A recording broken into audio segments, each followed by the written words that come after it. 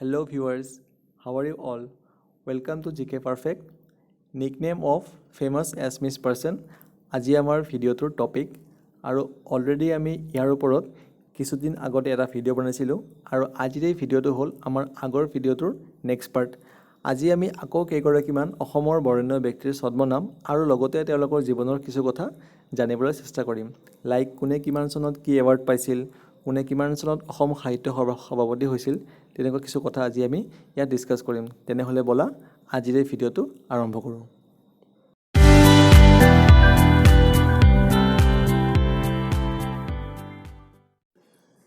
প্ৰেম আৰু ৰদালিৰ কবি বুলিলে কাক জনা যায়?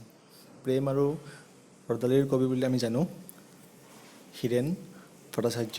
হীৰেণ ভট্টাচাৰ্য এজন কবি আৰু গীতিকাৰ আছিল আৰু শস্যৰ পথাৰ মানুহ নামৰ কবিতা সংকলনৰ বাবে তেওঁ 1992 চনত সাহিত্য একাডেমী বঁটা লাভ কৰে। বকুল বনৰ কবি বুলিলে আমি জানো আনন্দ চন্দ্ৰ বৰুৱা। তেওঁ এগৰাকী লিখক, কবি, নাট্যকাৰ আৰু লগতে সাংবাদিক আছিল। আনন্দ চন্দ্ৰ বৰুৱাই 1970 চনত পদ্মশ্ৰী বঁটা লাভ কৰে আৰু বকুল বনৰ কবিতা পুথিৰ বাবে তেওঁ 1977 অৰ্থাৎ 1977ত সাহিত্য একাডেমী বঁটা লাভ কৰে। বনকোঁৱৰ বুলিলে আমি জানো আনন্দীৰাম দাস। নেক্সট হ'ল বনফুলৰ কবি আৰু বনফুলৰ কবি বুলিলে আমি জানো যতীন্দ্ৰনাথ দুৱৰা। জোনাকী যুগৰ আটাইতকৈ গুৰুত্বপূৰ্ণ কবি আছিল যতীন্দ্ৰনাথ দুৱৰা আৰু তেওঁ প্ৰথম লিখক আছিল যি 1955 চনত সাহিত্য একাডেমী বঁটা লাভ কৰে বনফুল কবিতা পুথিৰ বাবে আৰু তেওঁ 1955 চনত ধুবুৰীত অনুষ্ঠিত হোৱা অসম সাহিত্য সভাৰ সভাপতিও আছিল। নেক্সট হ'ল বৰহাৰ পু বুলি আমি জানো মাধৱদেৱ। 1489 খ্ৰীষ্টাব্দত লখিমপুৰৰ নাৰায়ণপুৰত মাধৱদেৱৰ জন্ম আৰু মাধৱদেৱ অসমত নৱবৈষ্ণৱ ধৰ্মৰ অন্যতম প্ৰচাৰক আছিল আৰু শংকৰদেৱৰ তেওঁ প্ৰিয় শিষ্য আৰু লগতে তেওঁৰ উল্লেখযোগ্য কৰ্ম হ'ল বৰগীত, ভক্তি ৰত্নাৱলী আৰু নামঘোষা আৰু এইজনা মহাপুৰুষৰ 1596 চনত কোচবিহাৰত মৃত্যু হয়। বাউলী কবি বুলি কাক জনা যায় আৰু বাউলী কবি বুলিলে আমি জানো কমলানন্দ ভট্টাচাৰ্য। নেক্সট হ'ল বাগ্মীবৰ বা ককা বুলি কাক জনা যায়? বাগ্মীবৰ বা ককা বুলিলে আমি জানো নীলমণি ফুকন, কবি, লিখক আৰু তেওঁ এগৰাকী মুক্তিযোদ্ধাও আছিল, লগতে তেওঁ ৰাজনীতিবিদো আছিল আৰু নীলমণি ফুকন অসম সাহিত্য সভাৰ দুবাৰকৈ সভাপতি হৈছিল। প্ৰথমবাৰ হৈছিল তেওঁ 1944 চনৰ শিৱসাগৰ অধিৱেশনত আৰু দ্বিতীয়বাৰ হৈছিল 1947 চনৰ ডিব্ৰুগড় অধিৱেশনত।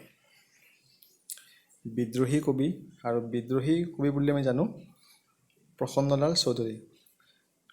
তেওঁ এগৰাকী কবি আৰু তেওঁক বিপ্লৱী কবি বুলিও কোৱা হয় আৰু প্ৰসন্নলাল চৌধুৰী 1978 অৰ্থাৎ 1978ৰ গোলাঘাটত অনুষ্ঠিত হোৱা অসম সাহিত্য সভাৰ তেওঁ সভাপতি আছিল। নেক্সট হ'ল বিহগী কবি বুলিলে আমি জানো ৰঘুনাথ চৌধুৰী আৰু ৰঘুনাথ চৌধুৰী জোনাকী যুগৰ কবি আছিল আৰু তেওঁক বিহগী কবি বোলা হয় কাৰণ তেওঁ চৰাই আৰু প্ৰকৃতিৰ ওপৰত কবিতাবোৰ লিখিছিল আৰু 1934 চনৰ অসম সাহিত্য সভাৰ তেজপুৰ অধিৱেশনৰ তেওঁ সভাপতিও আছিল। নেক্সট হ'ল বীৰবালা বুলিলে আমি জানো কনকলতা বৰুৱা। ভাৰতৰ স্বাধীনতা সংগ্ৰামৰ প্ৰথমগৰাকী মহিলা শ্বহীদ আছিল কনকলতা বৰুৱা। 1942 চনত ভাৰত ত্যাগ আন্দোলনত অংশগ্ৰহণ কৰোঁতে তেওঁ ব্ৰিটিছৰ হাতত তেওঁৰ মৃত্যু হয় আৰু তেওঁ গহপুৰৰ জীয়ৰী আছিল। নেক্সট হ'ল ভাঙনি কোঁৱৰ বুলিলে আমি জানো আনন্দ চন্দ্ৰ আগৰৱালা। আনন্দ চন্দ্ৰ আগৰৱালা এগৰাকী কবি, লিখক আৰু ইতিহাসবিদ আছিল আৰু লগতে তেওঁ এগৰাকী প্ৰশাসনিক বিষয়াও আছিল ব্ৰিটিছৰ দিনত আৰু তেওঁ বহুতো ইংৰাজী কবিতা অসমীয়ালৈ অনুবাদ কৰি থৈ গৈছে আৰু তেওঁ 1934 চনৰ অসম সাহিত্য সভাৰ মংগলদৈ অধিৱেশনৰ তেওঁ সভাপতিও আছিল। নেক্সট হ'ল যাদু সম্ৰাট বুলিলে আমি জানো এম হুছেইন। ৰসৰাজ সাহিত্যৰথী বুলি কাক জনা যায় আৰু ৰসৰাজ বা সাহিত্যৰথী বুলিলে আমি জানো লক্ষ্মীনাথ বেজবৰুৱা। লক্ষ্মীনাথ বেজবৰুৱা হ'ল আধুনিক সাহিত্যৰ জোনাকী যুগৰ কবি। তেওঁ এগৰাকী খুব ভাল কবি, ঔপন্যাসিক আৰু নাট্যকাৰ আৰু আমি সকলোৱে জানো যে অসমৰ যি জাতীয় সংগীত তেওঁ তাৰ ৰচক আছিল। ৰূপকোঁৱৰ, আৰু ৰূপকোঁৱৰ বুলিলে আমি জানো জ্যোতিপ্ৰসাদ আগৰৱালা। কবি, নাট্যকাৰ, গীতিকাৰ আৰু ছবি নিৰ্মাতা হিচাপে আমি জানো। আৰু অসমৰ যি প্ৰথম অসমীয়া বোলছবি জয়মতী, এই জয়মতীৰ নিৰ্মাতা আছিল ৰূপকোঁৱৰ জ্যোতিপ্ৰসাদ আগৰৱালা। আৰু এইজনৰ মহান শিল্পীৰ মৃত্যুদিনটো প্ৰতি বছৰে 17 জানুৱাৰী তাৰিখে শিল্পী দিৱস হিচাপে পালন কৰা হয়। নেক্সট হ'ল লুইত কোঁৱৰ, আৰু লুইত কোঁৱৰ বুলিলে আমি জানো ৰুদ্ৰ বৰুৱা।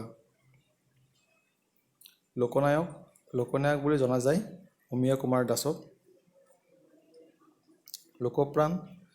লোকপ্ৰাণ বুলিলে জনা যায় মতিৰাম বৰা। লোকপ্ৰিয় বুলিলে জনা যায় গোপীনাথ বৰদলৈ। গোপীনাথ বৰদলৈ হ'ল অসমৰ প্ৰথমজন মুখ্যমন্ত্ৰী।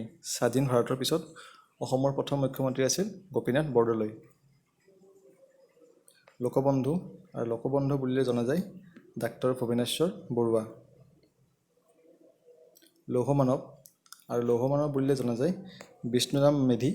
আৰু বিষ্ণুৰাম মেধি এগৰাকী ৰাজনীতিবিদ আৰু মুক্তিযোদ্ধা আছিল, আৰু তেওঁ প্ৰাক্তন অসমৰ মুখ্যমন্ত্ৰী আছিল 1950 চনত, আৰু তেওঁ মাদ্ৰাছৰ গভৰ্ণৰো আছিল। শেৱালী কবি বুলিলে জনা যায় ৰত্নকান্ত বৰকাকতি। নেক্সট হ'ল শোণিত কোঁৱৰ বুলি কাক জনা যায়, আৰু শোণিত কোঁৱৰ বুলিলে আমি জানো গজেন বৰুৱা। নেক্সট হ'ল সংগীতাচাৰ্য বুলিলে জনা যায় লক্ষ্মীৰাম বৰুৱা। নেক্সট হ'ল সাহিত্য ৰত্ন বুলি কাক জনা যায়, আৰু সাহিত্য ৰত্ন বুলিলে আমি জানো চন্দ্ৰধৰ বৰুৱা। জোনাকী যুগৰ কবি আছিল চন্দ্ৰধৰ বৰুৱা। তেওঁ এগৰাকী বিশিষ্ট লেখক, নাট্যকাৰ, গীতিকাৰ আছিল, আৰু তেওঁ অসম সাহিত্য সভাৰ দ্বিতীয়গৰাকী সভাপতি আছিল 1918 চনৰ গোৱালপাৰা অধিৱেশনৰ, আৰু লগতে তেওঁ অসম সাহিত্য সভাৰ প্ৰতিষ্ঠাপক সম্পাদকো আছিল। নেক্সট হ'ল সিংহপুৰুষ, আৰু সিংহপুৰুষ বুলিলে জনা যায় ৰাধা গোবিন্দ বৰুৱা। আমাৰ যি আছাম ট্ৰিবিউন নিউজ পেপাৰ আছে, আছাম ট্ৰিবিউন নিউজ পেপাৰৰ তেওঁ ফাউণ্ডাৰ আছিল।